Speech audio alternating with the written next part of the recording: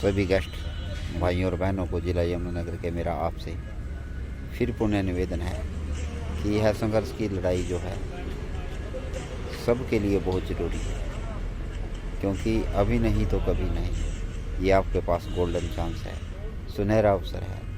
प्यारे दोस्तों, भाइयों और बहनों, यदि आप इस अवसर को खो देंगे फिर यह दोबारा अवसर आपको नहीं मिलेगा। यह आपके लिए डू एंड डाई बड़ी बात है। जिस प्रकार महात्मा गांधी ने 1942 में भारत छोड़ो आंदोलन चलाया था और सरकार से सिर्फ एक ही डिमांड रखी थी कि आप भारत छोड़ दें, हमारी इससे कम कोई भी डिमांड नहीं है। इसी तरह गेस्ट टीचरों की भी डिमांड ये है कि उन्हें बेसिक प्लस जो बेसिक सैलरी दी जाए और मेडिकल और अन्य सुविधाएं दी जाए, क्योंकि प्यारे दोस्तों 2006 से गेस्ट टीचर लगे हुए हैं। वे 16 साल के करीब होने लगे हुए हो चुके हैं। जब स्कूलों में बहुत टीचरों की शॉर्टेज थी, बच्चों की कोई ज़्यादा स्ट्रेंथ सरकारी स्कूलों में नहीं थी, उस समय जो है यमुनानगर डिस्ट्रिक्ट में गेस्ट टीचरों को लगाया गया। और सबसे ज़्यादा जो है गेस्ट टीचर 3-4 जो हमारे डिस्ट्रिक्ट है यमुनानगर, अम्बाड़ा, कुरुक्षेत्र आदि से ही लगे थे और ज़्यादा से ज़्यादा रोज़गार भी इन्हीं ज़िलों से मिला था।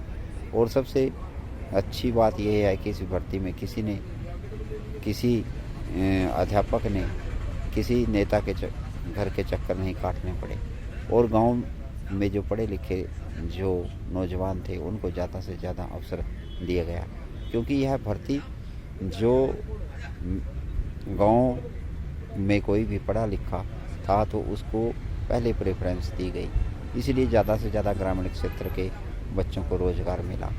और इस तरह जो है गेस्ट टीचर्स रेगुलर टीचर्स की तरह काम करते रहे।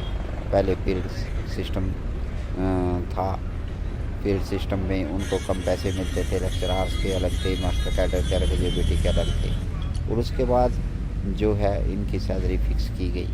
तो अगर हम ये देखें कि गेस्ट टीचरों का जो कार्यकाल रहा है, इनका समय रहा है, वह संघर्षपूर्ण रहा है।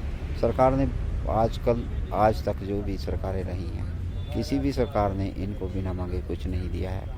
इनको जो भी मिला है अपने संघर्ष के कारण मिला है। और आज जो है गेस्ट टीचर फिर अपनी मांगों को लेकर जो है जगाधरी अग्रसेन चौक पर बैठे हुए हैं और उनकी मांग है कि उनको बेसिक सैलरी दी जाए और मेडिकल और अन्य सुविधाएं जो है रेगुलर टीचर की तरह दी जाएं। सरकार बातचीत तो करती है, आश्वासन भी देती है, लेकिन इनकी मांगों को जो है पूरा नहीं करती और लिखित में कोई भी जो है लेटर नहीं निकालती।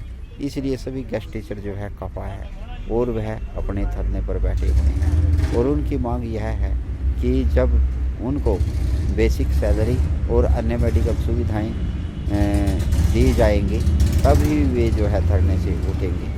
तो प्यारे दोस्तों, सरकार अलग अलग हथकंडे अपना रही है कि किसी तरह यह जो है आंदोलन जो है इसका प्रभाव कम हो जाए।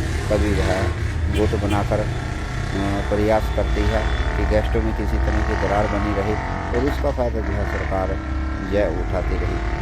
कई बार दूसरी तरह के जो हथकंडे सरकार अपना रही है कि कैजुअल लीव जो है वह किसी भी गेस्ट टीचर को नहीं दी जाएगी। तो इसलिए जो है सरकार जो है किसी भी तरह से आंदोलन को दबाना चाहती है।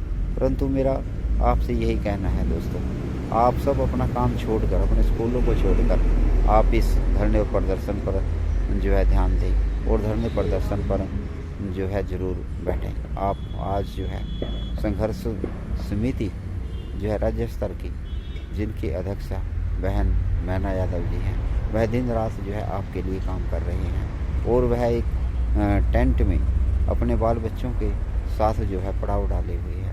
इसलिए हमारी सबकी नैतिक जिम्मेवारी बनती है कि हम जो है इस संघर्ष में ज़्यादा से ज़्यादा जो है सहयोग करें। मैं अपने इस चैनल के माध्यम से आपसे विनती करता हूं कि सभी गेस्ट भाई और बहनें अपना स्कूलों का काम छोड़कर वह 3-4 दिन जो हैं वह धरने प्रदर्शन पर ज़रूर बैठें। कोई ना कोई अच्छा रिजल्ट निकलेगा।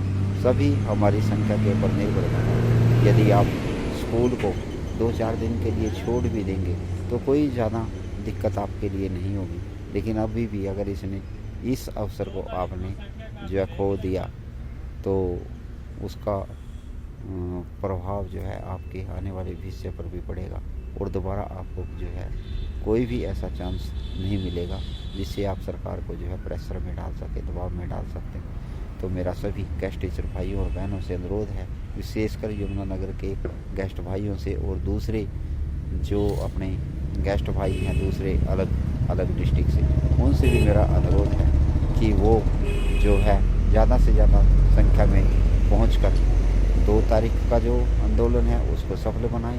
और कल भी मेरा जो है विनती आपसे प्रार्थना है कि आप 10 बजे जो है स्कूलों का मोह त्याग करके स्कूलों से छुट्टी लेकर इस धरने को जो है सफल बनाएं, क्योंकि अब तो नया साल लग चुका है। कल से आपकी छुट्टियां भी काफ़ी, अगर 2-4 छुट्टियाँ आप अपने काम के लिए दे देंगे तो आप ज़िंदगी में अवश्य कामयाब होंगे और अपने जो लक्ष्य है आपने बेसिक सैलरी प्लस दूसरी सुविधाओं का उसको प्राप्त करेंगे। तो मेरा सभी गेस्ट और भाई और बहनों से अनुरोध है कि कल जो है 9:30 बजे यहाँ पर पहुँचे, धरना स्थल पर पहुँचे और इस धरने को कामयाब बनाएं और 2 तारीख की जो महारैली है उसमें जो है अपने साथियों सहित पहुँचे। जय हिंद, जय भारत।